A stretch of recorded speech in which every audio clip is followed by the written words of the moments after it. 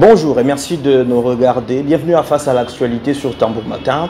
Nous recevons pour ce numéro, depuis Kinshasa, Maître John Bombo Mitango, président fédéral de l'ADP, parti politique de Christophe Lutundola, vice-premier ministre en charge des affaires étrangères. Avec lui, nous allons parler de la RDC, le pays de Lumumba, le pays de Tshisekedi, de M. Laurent Désiré Kabila, qui est agressé, qui est en guerre contre les forces négatives soutenues par le Rwanda. Tout notre soutien, j'y arrive, aux FARDC qui sont en ce moment sur la ligne de front, toutes nos prières pour l'armée nationale, pour que l'ennemi soit bouté hors d'état de nuire. Mais l'actualité en RDC, ce n'est pas seulement cette guerre, il y a bien d'autres sujets que nous allons aborder avec lui comme acteur politique et aussi, n'est-ce pas, comme intervenant sur la scène politique au pays et dans la province. Sans omettre le fait que les questions liées à la marche de son parti vont pouvoir nous intéresser dans cette émission. Maître John Bombo, bonjour et bienvenue. Bonjour Arsène, c'est pour moi le réel plaisir d'être reçu sur votre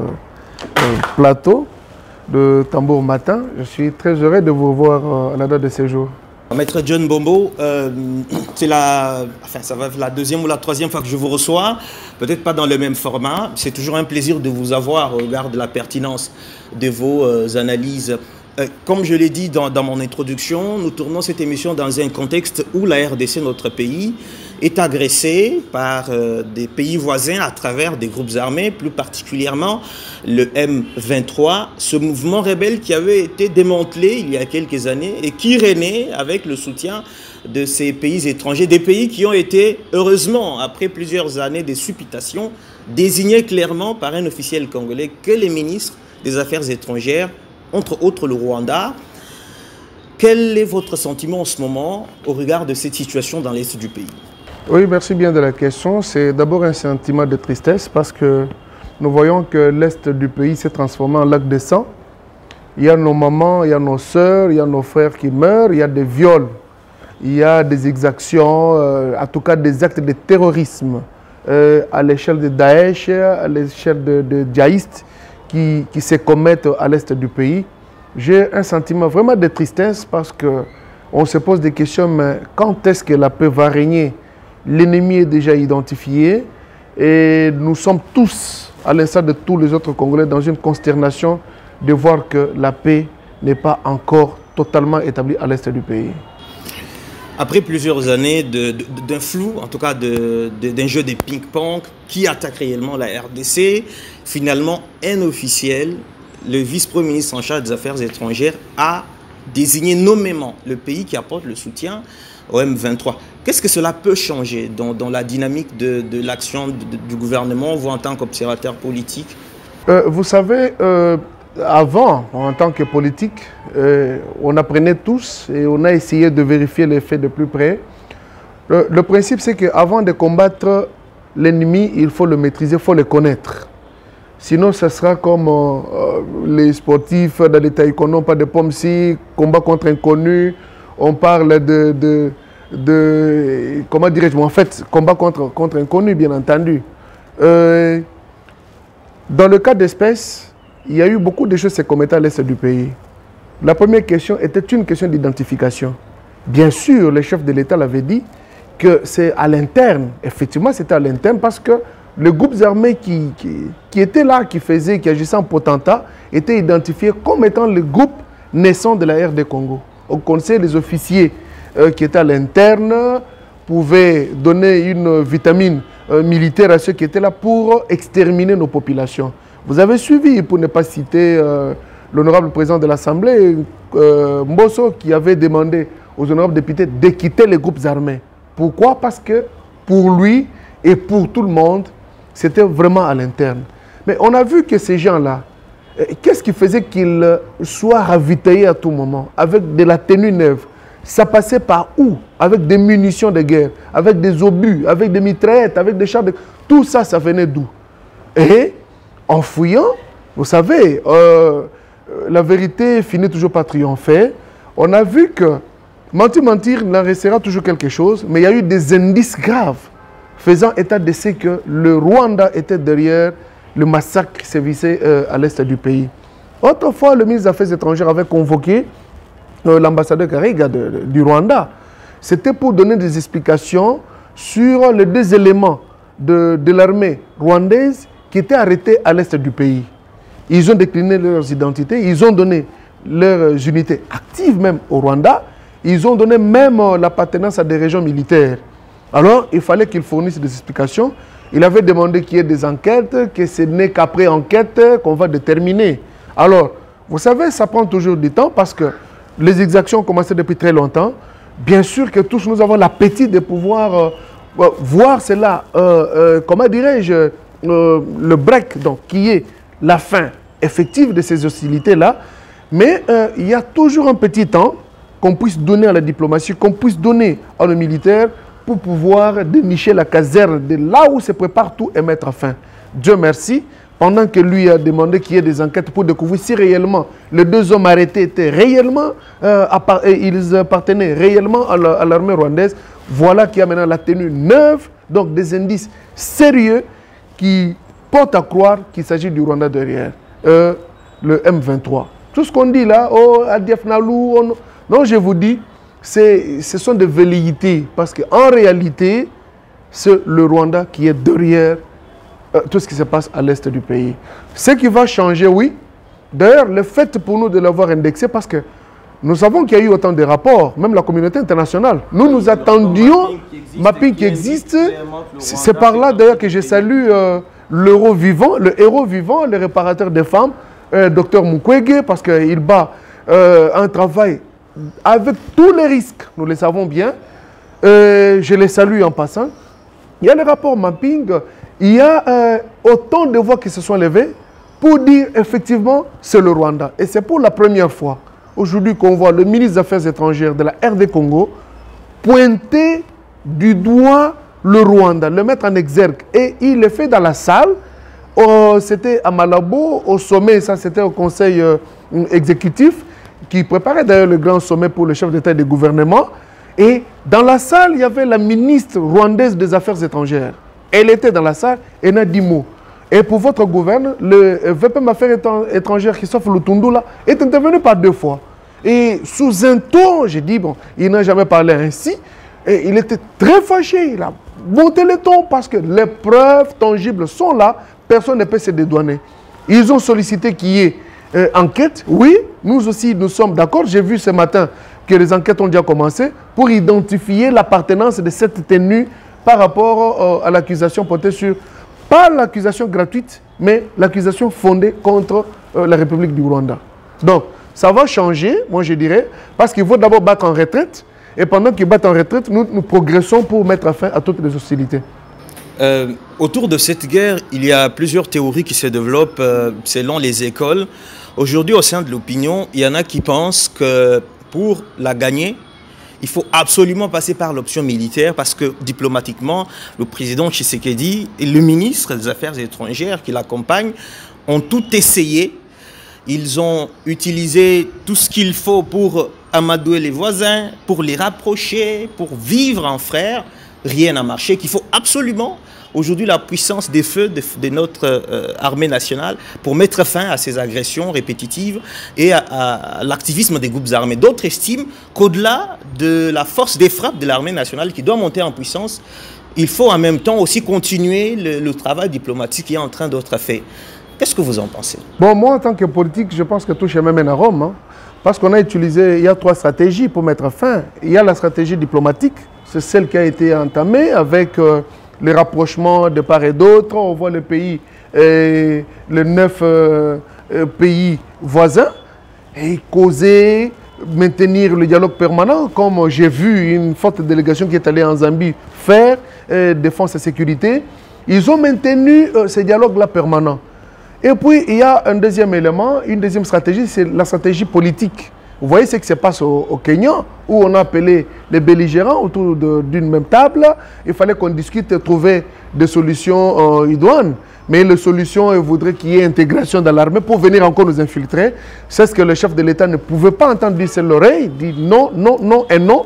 Nous n'allons pas aujourd'hui nous servir de voile pudique à ceux qui prennent les armes. Ils le tuent et demain ils intègrent l'armée pour que le lendemain, qu'est-ce qui dira que demain ou le lendemain, ils ne pourront plus quitter pour aller encore former des foyers de troubles.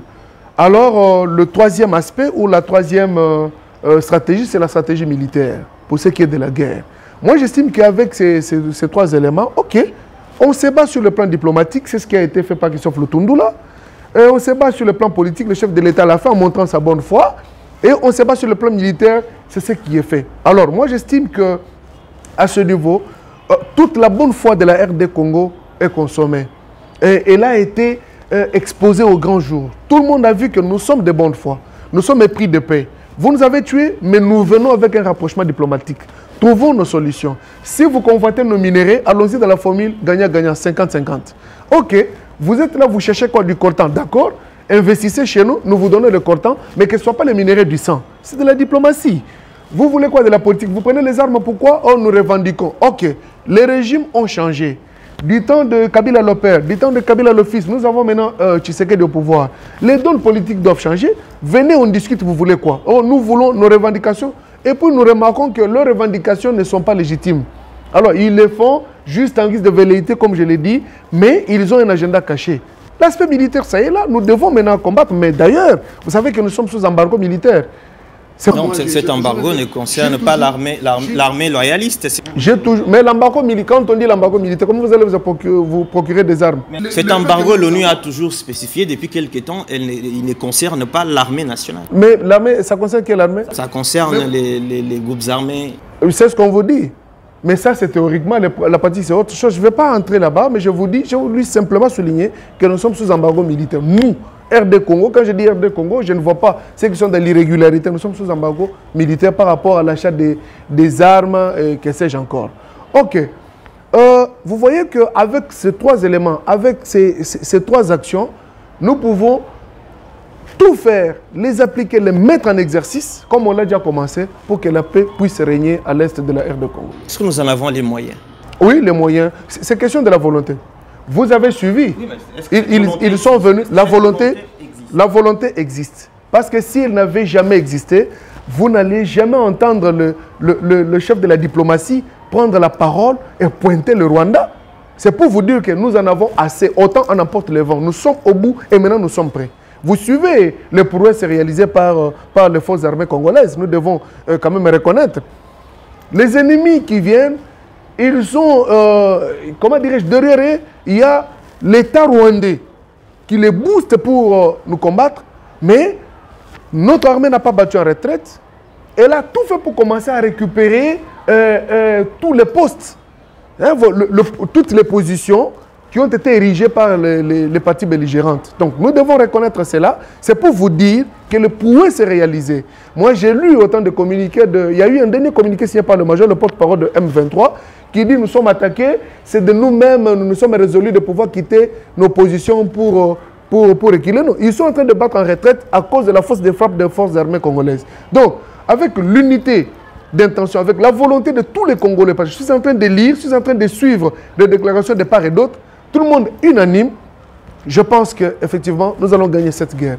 Qu'est-ce que vous pensez au fait que, comme on le voit dans d'autres pays, lorsque les nations sont agressées, il y a la sénatrice Muyumba, par exemple, qui propose que le président Tshisekedi consulte son prédécesseur, Joseph Kabila, ou d'autres leaders politiques, ne fût-ce que pour lancer un message de solidarité nationale. C'est pas mal. Elle a pas mal dit. Elle a très bien dit. Vous savez, nous n'avons que les mêmes couleurs nationales qui sont imprimées au drapeau. Nous avons le rouge, nous avons le bleu, nous avons le jaune. Et ce sont ces couleurs qui démontrent que tous, quelles que soient les divergences d'idées qu'on soit dans tel ou tel autre camp, mais nous demeurons congolais. La paix concerne tout le monde. Comment voudrez-vous aujourd'hui que moi je puisse briguer un mandat présidentiel alors qu'il n'y a pas la paix? Comment voulez-vous qu'on parle de développement alors qu'il n'y a pas de paix au pays? Eh bien, le message qu'elle a lancé, ça s'est fait dans d'autres pays. Moi, j'ai vu, je crois, c'est dans quel... J'ai vu en France, j'ai vu le président Sarkozy qui a été consulté par Emmanuel Macron. J'ai vu, je crois, aux États-Unis aussi, le président Obama qui a été consulté par le président Donald Trump, que j'aimais beaucoup. J'ai vu dans d'autres pays, ça s'est passé. Ici, où l'on estime que quand on est dans l'opposition, eh bien, on est ennemi de celui qui est au pouvoir, où l'on ne jure que par sa mort. J'ai suivi même en France, quand il y a eu une gifle qui a été administrée à la personne d'Emmanuel Macron, c'est, je crois, Le Pen, qui est monté au créneau pour dire nous allons nous combattre, c'est sur le plan argumentaire. Mais la personne du chef de l'État est sacrée. Donc, si j'ai évoqué ces exemples, c'est pour vous dire qu'elle n'a pas mal dit. J'ai salué quand même l'intelligence parce qu'il y a eu des critiques, j'ai lisé au bas de sa déclaration. Et vous demandez qu'il aille consulter Kabila, est-ce que lui a réussi à pacifier le pays? Bon, en fait, qu'on n'entre pas dans des guerres politiciennes. L'intention, elle est bonne. Les gens peuvent se retrouver autour d'une table. Ils parlent sur des stratégies à prendre. Le chef de l'État peut consulter tout le monde. Et même vous, il peut vous appeler. Qu'est-ce que vous entrevoyez? Du choc des idées, j'ai eu la lumière. Et on applique une dose d'attaque après avoir fait la culture microbienne, comme le médecin aime le dire, et proposer une dose d'attaque pour mettre fin à toutes ces hostilités. À l'interne, Maître John Mbombo, sur le plan politique, l'on attend toujours de connaître l'issue de l'examen de la loi électorale par l'Assemblée nationale. La commission politique, la PAJ, est en train de siéger. On apprend même que les députés de la PAJ seraient séquestrés dans un hôtel de Kinshasa, où ils sont logés aux frais de l'État pour examiner cette loi. En tout cas, ce ne sont pour l'instant que des informations qui restent à vérifier.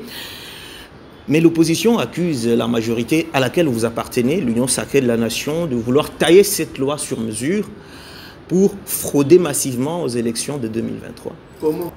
Frauder comment? Est-ce que la loi parle d'un individu? On n'est pas à l'époque de Kabila où tout a été taillé sur mesure. Ben, mais pourtant, au moment de la désignation du président de la CENI, on a dit que c'est un président sur mesure. Maintenant, vous savez, ce sont les mêmes critiques.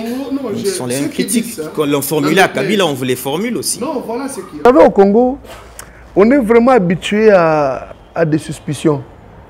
Nous suspectons tout. Et nous avons tous la peur bleue. Et c'est souvent avec raison. Non, imaginez. Lorsqu'on parle de Kadima, parce qu'il a des origines kassayennes et que celui qui doit concourir est kassayen, ipso facto, il va rouler pour lui. Lorsqu'on parle de X, même vous, aujourd'hui, là, vous pouvez vous tenir. C'est comme si, parmi les kassayennes, il n'y a pas ceux qui sont contre le pouvoir de Tshisekedi. Et c'est ce qui m'étonne. Alors, nous les voyons, ils sont dans le PPRD, certains autres, ils sont dans SID. J'ai vu SID en Boujima, au Kassai oriental. J'ai vu même le parti de Mozito, c'est comment encore Nouvel Élan, je l'ai vu au Kassai oriental, bien que ce n'est pas du tout phare, mais je les vois. C'est pour dire que tous on ne partage pas la même opinion parce que nous sommes dans une appartenance ethnique. Non, les suspicions, il y en a toujours. Même celui qui critique aujourd'hui, demain quand il sera au pouvoir, vous verrez qu'il y aura des critiques qui seront formulées contre lui. Et ça, on est habitué. On a séquestré, mais ils sont logés. Je me demande, séquestrer, c'est déjà une infraction. Comment est-ce qu'on peut séquestrer un élu du peuple pour pouvoir quand même offrir des lettres? Qu'est-ce qu'il doit faire? Ah non, franchement, logiquement, ça ne peut pas se concevoir. Vous êtes là, je vous dis que vous ne devez faire que ça. L'opposition souhaitait, je vous relance, l'opposition a souhaité qu'il y ait d'abord consensus autour de certaines réformes majeures, dont cette loi électorale, avant de passer à consensus en dehors du Parlement. En dehors du Parlement. Ah, mais c'est ce qu'il y a. Nous allons nous demander quelle sera la valeur juridique. Ça sera une résolution, ça sera un rapport de consensus ou quoi? Quelle sera la valeur juridique de l'acte qui sera issu de ce consensus? Parce que le vrai consensus, non, nous savons à des stades différents. Lorsqu'on est tombé dans le cadre en dehors de la Constitution par rapport au mandat du président Kabila, on s'est dit maintenant, il est en train de diriger en violation de la Constitution. Et nous sommes devant une situation inédite. Ce qu'il faut, nous devons maintenant nous retrouver tous autour d'une table pour faire le constat de la violation de la Constitution. D'abord, on met de côté et trouver un mécanisme pour chercher en quelque sorte la légitimité de son pouvoir. Cette fois-là, il va diriger non pas parce qu'il puise son pouvoir de la Constitution, mais ce n'est pas consensus. Ça, c'est vrai. C'est pourquoi il y a eu le dialogue au centre interdiocésain. C'est connu. Mais ici, il est en plein mandat. Bon, le consensus, vous n'avez pas formulé. Moi, j'ai vu beaucoup d'ailleurs. Il y a des gens qui ont fait leurs propositions, qui voulait que ça soit endossé par tel ou tel autre député. On a vu la proposition Tchani, qui n'est pas député, mais un député l'a endossé. Pourquoi ne pas aller travailler et chercher à ce que vous avez travaillé là soit endossé par un député au sein de l'hémicycle? Comme ça prend corps et il propose avec tous les autres. On procède au vote comme on l'a toujours fait. Que vouloir d'abord mettre en branle ou en suspense l'Assemblée nationale, aller d'abord trouver un consensus et revenir. Et ça sera revêtu de quel caractère? Ça sera une loi qui sera promulguée ou bien c'est quoi? Point d'interrogation. Donc, c'est la nature juridique de l'acte-là issu du consensus. Comment on va l'appeler? Donc, autrement dit, ce qu'on fait au Parlement, ça n'a pas la valeur d'être. Ils vont d'abord travailler en solo. Dès qu'ils auront fini, ils amènent au Parlement, c'est pour avaliser. Ça, c'est... Moi, je dis, c'est sans tête ni queue. Alors, ce qu'ils feraient, parmi eux, il y a beaucoup de députés. Nous voyons Martin Fayoulou, l'honorable Martin Fayoulou, c'est un député national. Nous voyons Mouzito, c'est un député national. Quoi de plus normal que de prendre ces idées-là, ancrées dans un papier, donner aux suppléants qui les remplacent, parce que pour la palissade, là, ils prennent. Mais ce qui se fait au Parlement, là, ça ne nous concerne pas, on a violé. Non, mais la palissade, vous avez pris, vous n'avez pas renoncé. Alors, prenez, donnez tout ce que vous avez à ceux qui vous représentent. Ils vont le soumettre à des discussions, comme on a vu à l'hémicycle. Si ça passe, si ça casse, eh bien, c'est la loi de la majorité. Ne pensez-vous pas qu'en y allant de cette manière, sans entendre les voix qui sortent, les voix qui sont émises en dehors des institutions, notamment du Parlement, l'on risque de tomber dans des situations, des conflits que l'on a déjà connus dans le pays, des situations d'instabilité qui précèdent souvent les échéances électorales. Parce que déjà, il faut vous rappeler que les laïcs catholiques sont déjà mobilisés dans le cadre de ce que l'on appelle actuellement bloc patriotique. Oui. On retrouve le FCC de Joseph Kabila, les catholiques, la Mouka. Oui, je suis content, vraiment. Non, mais justement, la question et l'inquiétude dans l'opinion, c'est que, est-ce que, à l'aube du scrutin 2023, ce manque de consensus ne pourrait-il pas créer des tensions? Donc, bloc patriotique. Maintenant, le patriotisme, la flamme du patriotisme brille dans le cœur du FCC. Parce que, je crois, en 2017, hein, la mort de Rossi Mukendi. 2016, non? 2017. Là, il n'était pas patriotique. C'est maintenant qu'il forme un bloc patriotique. Et Deschamps Kapangala. Vous savez, si on peut se dire la vérité, il y a certains termes qu'on ne peut pas employer à l'égard de telle ou telle autre personne à l'issue de ce que la personne a commis comme erreur ou bêtise monumentale dans la société. Moi, je peux douter aujourd'hui que je vois le FCC aller aux côtés de l'Église catholique pour réclamer. Quelle réclamation? Non, mais réclamer non, mais heureusement, parce qu'il y a eu des marches qui ont été organisées, il n'y a pas eu de morts.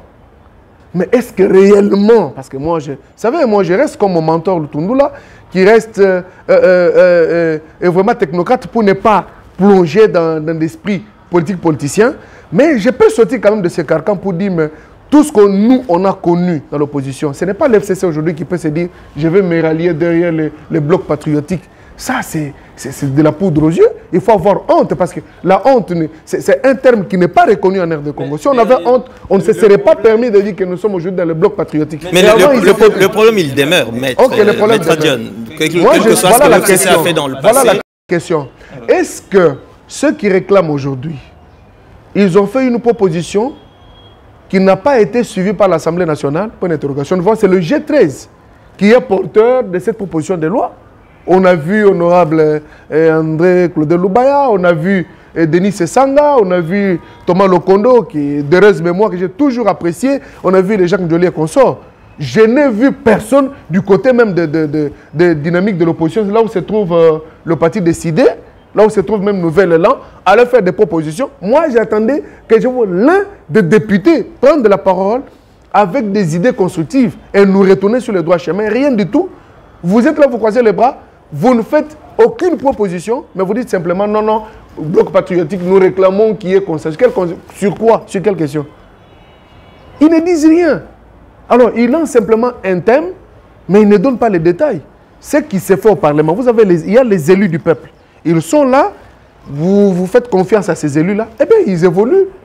Nous savons là-bas comment ça se passe. Il y a une question, dès qu'elle est soumise, on procède au vote, ça passe, ça ne passe pas. Vous devez vous assumer. Je me demande, ce qu'ils feront ou qu'ils feraient en dehors de l'hémicycle, comment juridiquement on va les nommer? Ça aura quelle place? Et ça va subir encore une analyse au sein du Parlement? Point d'interrogation. Donc pour vous, il n'y aura pas de tension avant les élections? Les tensions, c'est lorsqu'on est assailli par l'intention de les créer. La volonté de pouvoir les créer. Et on appelle ça les tensions artificielles. Et c'est ce que vous voulez faire à l'Union sacrée, créer des tensions pour reporter l'élection, par exemple? Tension, on veut créer. Il n'y a aucune tension. La loi est au Parlement. La proposition de loi est au Parlement. Allez-y discuter. En caricaturant la loi électorale, par exemple, vous savez que vous allez énerver le camp adverse et qu'il y aura une situation propice pour reporter. Le jeu 13 fustigeait le fait que les élus du peuple, en fait, le bureau acquisant, le bureau Mbosso, de ne pas favoriser le débat. Et voudrait que, après le travail en commission, je crois, à moins que je me sois trompé, on devrait leur accorder la parole pour répondre à tout ce qui a été soulevé par les députés au sein de l'hémicycle. Que je sache.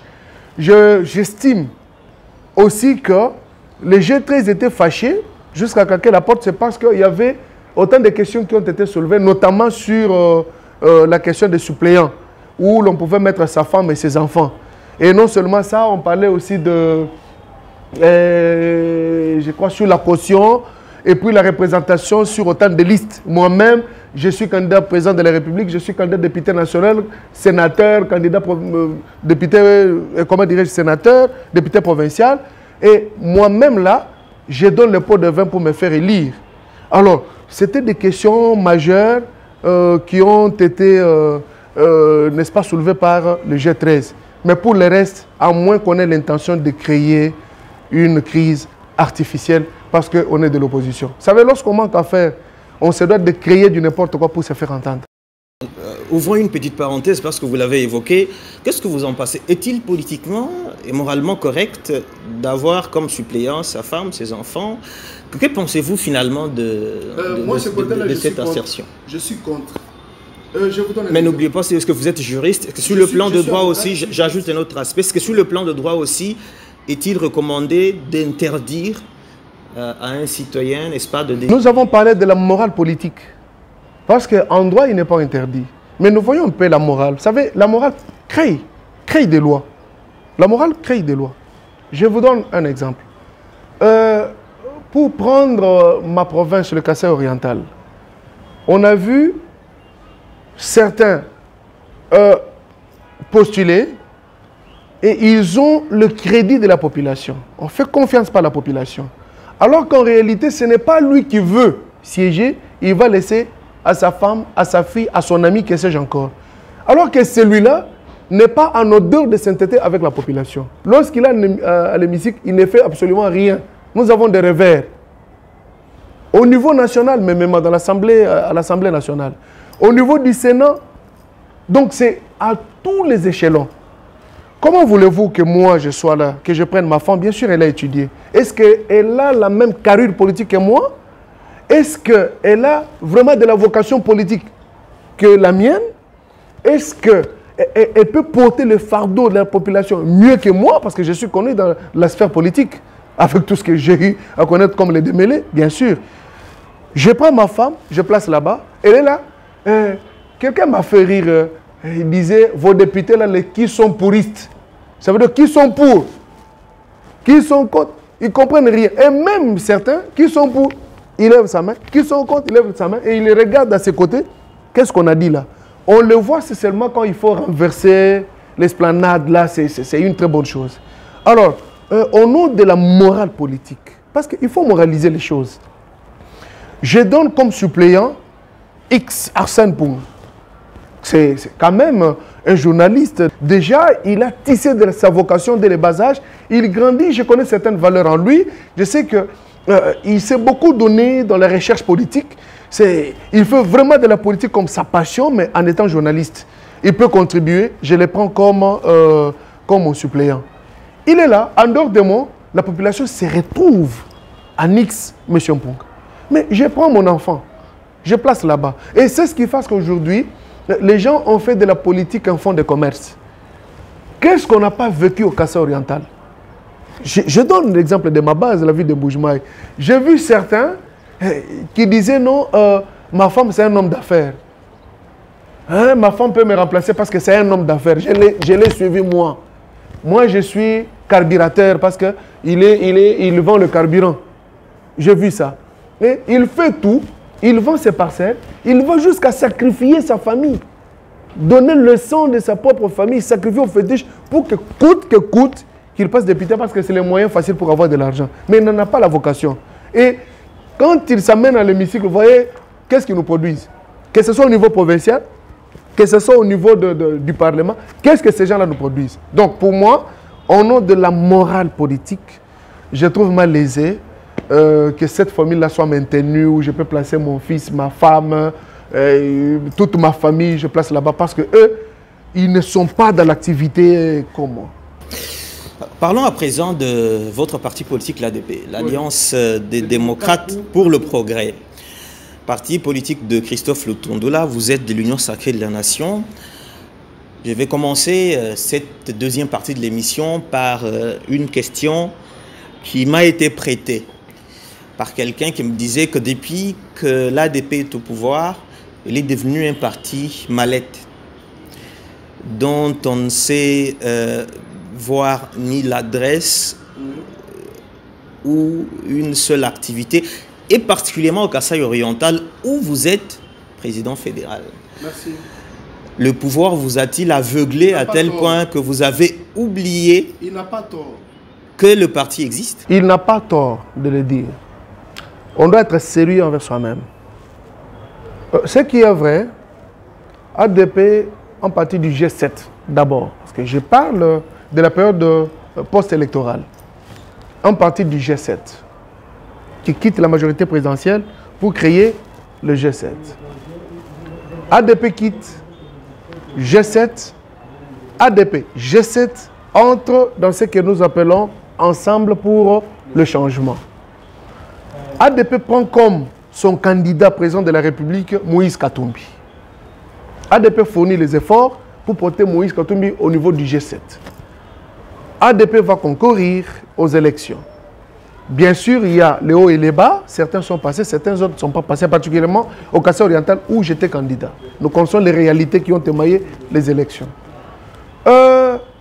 On échoue les élections, on échoue aux élections, et que la donne politique change, Fachi passe comme chef de l'État. La moralité politique ou la morale politique voudrait, d'ailleurs ce sont les ABC, voudrait d'abord que vous puissiez faire un examen, introspection en vous. Nous avons péché par où? Nous devons maintenant nous arranger en notre débat. Mais avant de le faire, nous devons d'abord combler nos failles. L'examen prend du temps. Pourquoi? Parce que tous on était en train de tutuber. Il y a FCC qui était là. D'autre part, il y avait Cash. Et ici, nous avons les katumbismes, les katumbistes qui étaient de l'autre côté. ADP veut se classer. Le souci de l'ADP était qu'il y ait alternance. Alternance au sommet de l'État. L'alternance, il y en a eu. Est-ce que nous devons continuer à parler le même langage? Parce que nous voyons qu'il y a Martin Fayulu, qui se dit maintenant leader de l'opposition. Prêté béquille par Moïse Katumbi, par Bouyam Matungulu, par Jean-Pierre Bemba, par Adolphe Mouzito, même Mboussa Nemouis, pour ne citer que ceux-là. Maintenant, la politique, elle est évolutive, elle est dynamique, bien entendu. Mais le dynamisme là, l'évolution là, doit se faire de manière objective et rationnelle. Il ne faut pas aller pour aller. Quand on va dire non, je change de Kazakh parce que la politique est dynamique. Non, il faut que le dynamisme là soit dicté par l'esprit rationnel cartésien. On est là, on observe.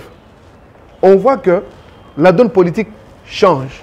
Et au sein de l'ADP, parce que chez nous, nous prenons le dialogue, c'est alliance. Nous avons conclu une alliance entre nous, de démocrates, parce que nous sommes démocrates et nous appartenons aux social-démocrates. Pour le progrès, nous sommes là pour le progrès du pays. Et ceux qui ont conclu leur alliance, Et le démocrate là pour le progrès du pays se disent non, comme il y a la tendance, au lieu que nous demeurions seulement dans l'opposition en train de faire des critiques inutiles, nous devons apporter une pierre à l'édifice. Le chef de l'État a tendu la main à quiconque qui voudrait lui donner des idées pour l'avancement du pays. ADP dit oui, moi je m'aligne dans cette logique. ADP là travaille. Mais les conséquences de l'échec aux élections ont fait à ce que le parti reste en veille, somnole. Bien sûr, au niveau national, il y a eu quand même des petites activités, mais qui n'ont pas fait de l'ADP ce qu'elle fut pendant la période post-électorale. Je vous informe que les activités sont déjà sur la table. Au Kassa oriental, on a connu le départ parce qu'on voulait muer les partis ensemble pour la République. Certains ténors de l'ADP s'étaient retrouvés là-bas. Mais comme nous avions refusé de dissoudre le parti, il existe en tant que tel, on a dit non, nous reprenons notre marche. Parce qu'il y avait aussi, entre autres motifs, en sus de l'échec aux élections, le positionnement. Nous allons nous diluer ensemble pour la République ou bien nous demeurons partis sur les risques. L'équivoque a été levé, nous restons à l'Alliance des démocrates pour le progrès. En trahissant Moïse Katumbi. La trahison, c'est qu'on l'a trahi en quoi? Mais vous l'avez trahi parce qu'il a été votre candidat naturel à un certain moment. Oui. Et alors que tous les autres partis ont accepté, enfin presque tous, de se muer ensemble pour la République. Je vous informe. Avant la création de Ensemble pour la République, la question a été posée à des partis politiques. Allez-vous demeurer comme parti politique ou bien vous allez vous diluer en ensemble ou muer en ensemble pour la République? ADP a dit non. Notre leader et cofondateur de Ensemble pour la République, il est parmi ceux qui ont confectionné les statuts, il est parmi ceux qui ont donné des idées. D'ailleurs, on ne pouvait pas citer une personne. La deuxième, c'est Lutundu là, parce qu'il était toujours en avant-plan. C'est la lame de lance, c'est connu. C'est pas un secret de polichinelle. Eh bien, nous avions dit depuis très longtemps que nous demeurons ADP. Et Ensemble pour la République a été créé et nous a trouvés. D'ailleurs, je crois que c'est Roger Ndio qui est l'inspecteur général du parti qui a été à Lubumbashi au FOI, avec le président national Christophe Lutundu là, pour le compte de notre parti. Mais nous avons demeuré là, ce n'était pas une traîtrise. C'est maintenant que ça devient la traîtrise. Non, nous n'avons trahi personne. Nous restons dans notre objectivité. Nous avons nos statuts, nos règlements, nous avons notre charte et nous allons droit vers nos buts. Et Moïse Katumbi, pour votre information, a été porté parce qu'il n'avait pas de parti politique. Nous avons fait de lui notre candidat. Eh bien, nous sommes là. Nous voudrions que vous soyez notre candidat. Nous avons notre parti politique. Et les autres ont dit, bon, ça va, nous sommes un groupe de 7 personnes. Nous vous portons comme notre candidat. Ça s'est élargi, l'ensemble pour le changement. On a vu AR, là où il y a le Claudel Loubaya, je crois si je ne m'abuse pas. Il y a le parti de Lycée Sanga qui était là. On a vu l'Indeko Eliezer venir. Tout le monde là a dit, bon, ça va, nous vous portons comme notre candidat. Mais après, on peut se dire, c'était une alliance. Nous pouvons la dissoudre aujourd'hui, nous pouvons la défaire pour opter pour telle ou telle autre personne. Ça, c'est pas trahir quelqu'un. Au Kassai oriental, par où allez-vous commencer? Au Kassai oriental, il y a beaucoup de choses. D'ailleurs, nous commençons avec la JDP, Jeunesse démocrate pour le progrès. Ma descente est prévue au 14 juin. Les préparatifs vont bon train parce que moi, je ne dis pas des histoires pour plaire aux gens. C'est avéré. Le siège est déjà là, toujours au bâtiment Exodus. Je vous informe que l'argent est payé. J'ai même le contrat. Je peux vous le produire. Vous allez lire même à la fin le contrat de bail avec notre bailleur qui était là. On a payé la garantie pour, je crois, 10 mois. Non, nous avons payé anticipativement pour 10 mois parce que la garantie dépassant 3 mois, c'est interdit. Nous avons payé anticipativement pour 10 mois. On est en train d'arranger par la jeunesse qui est déjà debout. Il y a déjà eu une campagne d'adhésion massive. C'est ce qui a fait à ce que d'ailleurs beaucoup qui étaient partis dans d'autres partis. Non, nous devons rentrer au Bercail parce que nous connaissons la personne de Lutundu là. Nous avons déjà enregistré beaucoup d'adhésions à ce niveau. Je rentre le 14 pour une grande matinée politique. Je me ferai accompagner du président national de la JDP, Jeunesse démocrate pour le progrès, Philippe Kazadi, qui va m'accompagner pour installer effectivement la JDP. Et puis l'interfédéral, le comité interfédéral, Maintenant, nous allons nous battre pour la fédération de la ville de Mbuji-Mayi ainsi que les 5 fédérations en marche dans les différents territoires. Donc après la ville de Mbuji-Mayi, vous allez... Oui, dans chaque territoire. Oui. On va installer la fédération. Nous nous battons avec les moyens de bord. Je suis très sûr qu'avec la volonté et le savoir-faire, nous allons y arriver. Au Kasaï oriental, un peu comme partout en RDC, nous avons plus de 700 partis politiques. Vous ne faites pas partie de ceux qui sont nés de la dernière pluie. Nous, on a commencé depuis 98 avec la charte contre Mouzé Laurent Désiré Kabila que Lutundu avait adressé au secrétaire général des Nations Unies. Ça, ce n'est que l'appendice, une parenthèse. MSDD, on a dit il faut maintenant que vous mieux un parti politique. Il a créé MSDD et nous sommes venus apporter du vent. Aujourd'hui, c'est l'ADP. Ayant commencé depuis très longtemps, vous faites partie de ceux qui sont en léthargie. Et pendant votre absence sur le terrain, d'autres partis l'ont vraiment occupé. On n'est pas en concurrence. Non, mais le terrain, lui, est concurrentiel. Ne vous en faites pas. Si vous le dites par modestie, moi, je vous informe que le terrain est très concurrentiel. Je connais mes applaudissements. Qu'est-ce qui vous garantit aujourd'hui que vous allez avoir encore des militants en Mbuji-Mayi? Ce qui me garantit... Mais ils sont là. Ils sont là. Non, mais 3, 4, 5, 6, 9, 10 oui, de militants. Vous comptez 10 personnes. Ne vous en faites pas. Ce n'est même pas un siège électoral. Nous faisons autrement la politique. Je dis nous faisons autrement la politique. Et comment, ce sont des stratégies que je ne peux pas dévoiler ici. Je vous informe. Le Kasaï oriental, je porte la voix. La population me fait confiance. Fait confiance à mon parti politique. Moi, je vous dis, wait and see. Le mois de juin nous en dira plus. Ce qu'ils ont devancé, c'est bien. Ils sont là, comme vous dites, oui, la concurrence, d'accord. Mais moi, ce n'est pas une course. Je fais ce qui est à mon pouvoir. Je me battrai à mon niveau. Je mettrai au profit de mon parti politique du bureau interfédéral, parce que je suis président interfédéral et non fédéral. Président interfédéral, je ferai tout pour que le parti puisse rayonner. Vous savez, avant, quand on a commencé, je revenais de la Ligue de jeunes de l'UDPS connue, de l'université, on s'est battu. Regardez là où j'avais laissé le parti. Et maintenant qu'on a quand même un plus dans notre connaissance sur le plan politique. Et je suis aux côtés de Gamaliel, comme Paul, qui apprenait devant Gamaliel, qui est pour moi le mentor qui s'offre le Tundula, qui m'a appris beaucoup de choses, parce que je suis en quasi-permanence à ses côtés. Eh bien, quand je prendrai tout ça pour amener aujourd'hui en RD Congo, comment dirais-je, dans la province du Kasaï oriental, vous verrez qu'un mois sera suffisant pour qu'on parle de l'ADP.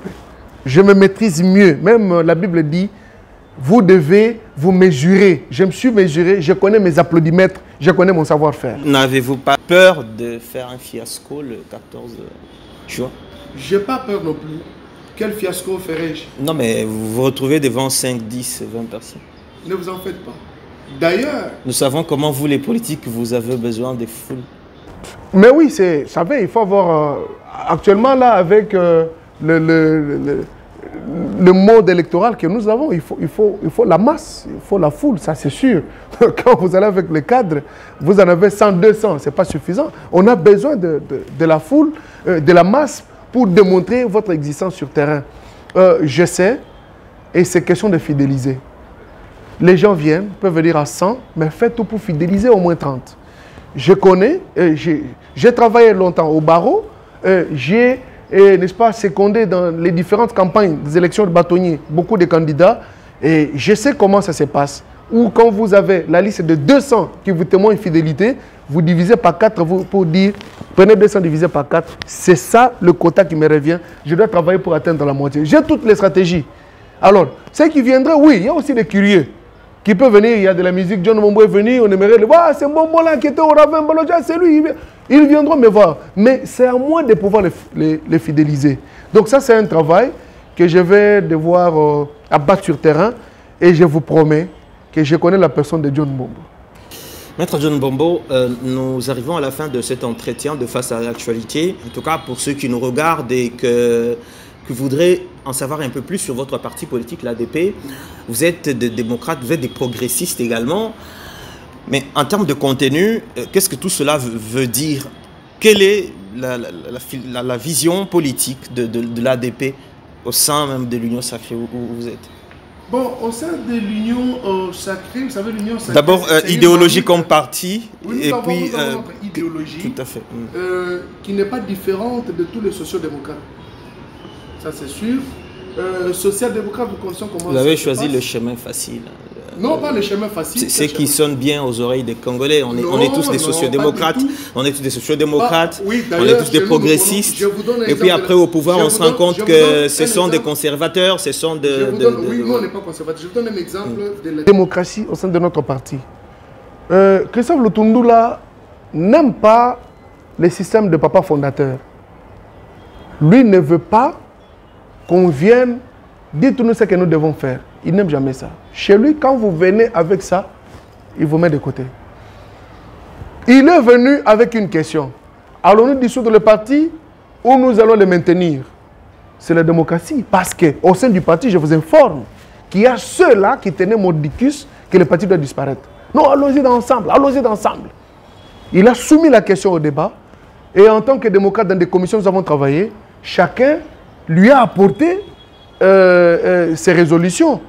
Il a pesé, il a dit, ok, moi c'est la loi de la majorité. Alors que c'était lui en avant-plan pour la création d'un centre pour la République. Membre cofondateur, regardez dans les statuts. Il a même signé comme membre cofondateur. Mais nous lui avons dit, d'ailleurs, je vous informe, on ne peut pas me contredire. Beaucoup sont là, et nous avons les Philippe qui sont ici, les Nelson sont là, les Maman Tantine Kaloubi, les Sidonie Kaya, pour ne pas citer les membres. J'ai dit dans l'une des réunions, c'est temps, le président national, Christophe Lutundula, j'ai dit, allez-y ensemble pour la République, moi je reste avec ADP. Mais est-ce que vous aurez des moyens? Nous allons contribuer, chacun va cotiser, mais ADP va rester. Tout le monde a rigolé. Mais comment tu t'hasardes à dire, ADP va demeurer?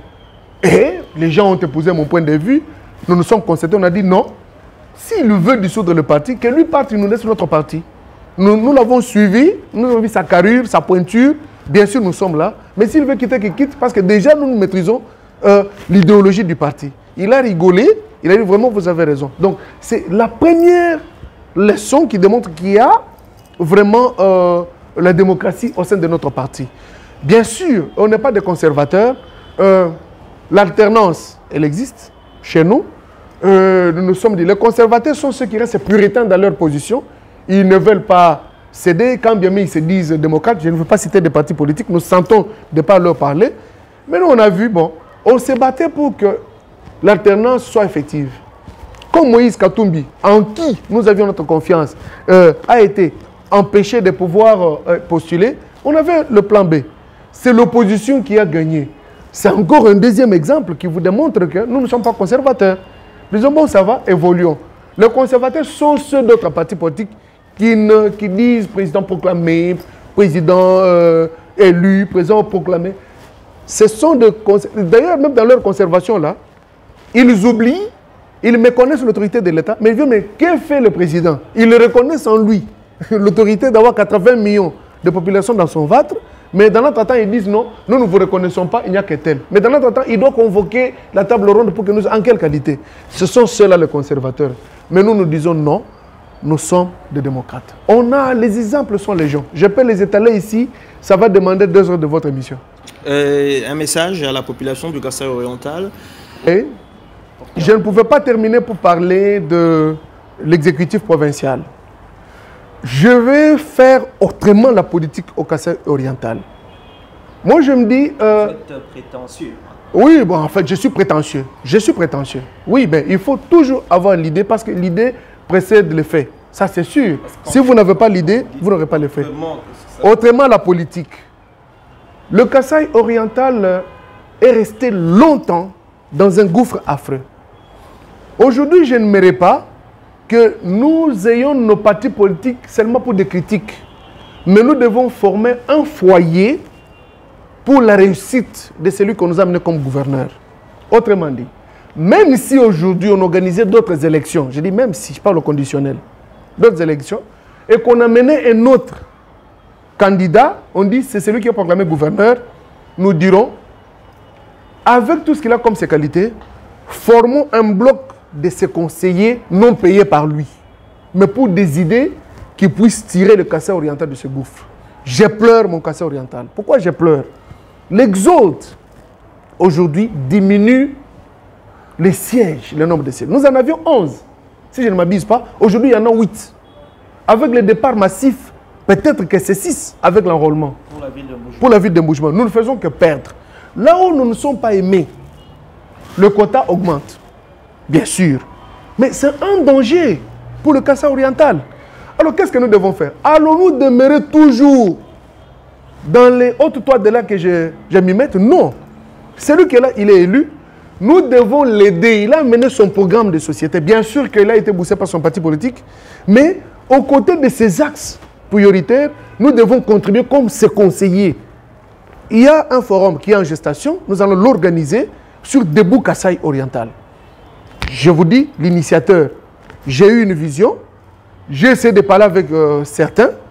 Ils m'ont compris. En tout cas, nous devons le faire. Opposition, majorité, société civile, que nous nous mettions autour d'une table avec un atelier de 2 ou 3 jours, avec les moyens de bord, qu'on constitue un cahier de charges à donner au gouverneur. Et à chaque fois que le besoin se fera sentir, nous allons toujours nous réunir en oubliant nos drapeaux pour parler du Kassai oriental. Donc, ça sera une espèce d'un parti uniquement pour le Kassai oriental. Tous, nous serons dans une même marmite pour qu'aujourd'hui, quand il va réussir, vous avez suivi mon message de félicitations, j'ai donné même des pistes de solutions. Il va réussir. J'ai lu votre message de félicitations. Vous faites des beaux yeux au gouverneur. Je ne fais pas les beaux yeux, je lui dis la vérité. Dans la perspective éventuellement d'avoir un poste ministériel pour le compte de votre parti politique. Vous le reconnaissez quand même. Écoutez, si aujourd'hui, disons-nous la vérité, il me dit oui, je vois qu'il est perspicace, je le prends.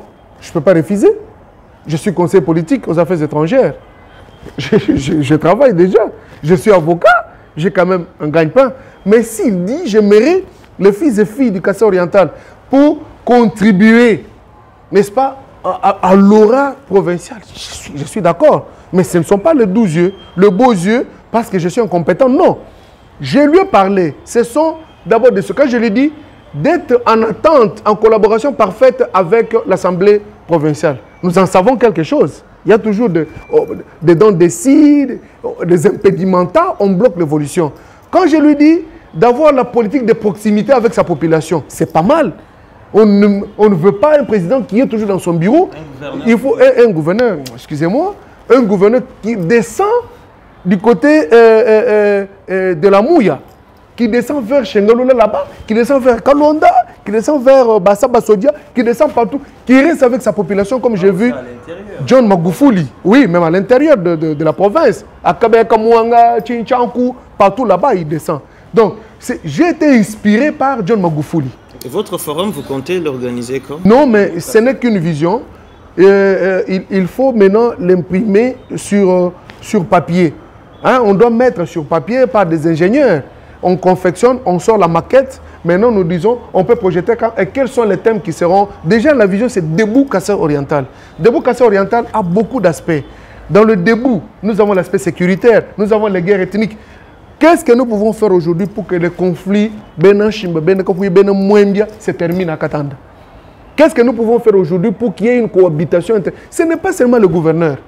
Nous pouvons contribuer. Nous devenons ses conseillers. À chaque fois, nous donner des conseils. Donc, l'objectif ici, c'est que même s'il ne parvenait pas à faire 10% de sa vision, mais qu'il ait placé quand même les jalons.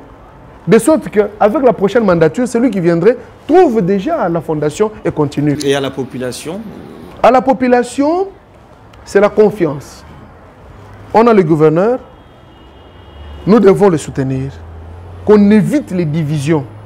Qu'on évite l'appartenance à un individu. Moi, Mbombo, que je vienne, je vous dise, venez, je fais de vous mes 100%, n'acceptez pas. Au nom du parti politique, venez, je vous donne des idées, que je ne fasse pas de vous une milice pour haïr tel ou tel autre. Ayez confiance à votre gouverneur, mais pour ce qui est de 2023, regardez les erreurs commises. Les erreurs commises en 2018. Les gens en qui notre espoir a été placé. Qu'est-ce qu'ils nous ont fait au niveau provincial? Qu'est-ce qu'ils nous ont fait au niveau national? Parlent-ils au nom de la population ou bien ils se servent de leurs propres intérêts? Prenez ceux qui sont capables de faire la politique, ceux qui en ont la vocation. Ne prenez pas ceux qui doivent se servir de vous comme marchepied pour leurs vitamines. Je dis bien, leurs vitamines dans les affaires et ils dégustent cela en politique pour dire non, nous sommes des députés. C'est le moment de faire l'autocritique. C'est le moment de prendre une meilleure décision pour que les Kasaï orientales se tiennent debout et aillent de l'avant. Maître John Mbombo, merci d'avoir répondu à nos questions. C'est à moi de vous remercier. Mesdames et messieurs, c'est la fin de ce numéro de Face à l'actualité. Merci à vous qui l'avez regardé de partout. Prenons rendez-vous à la prochaine. Au revoir.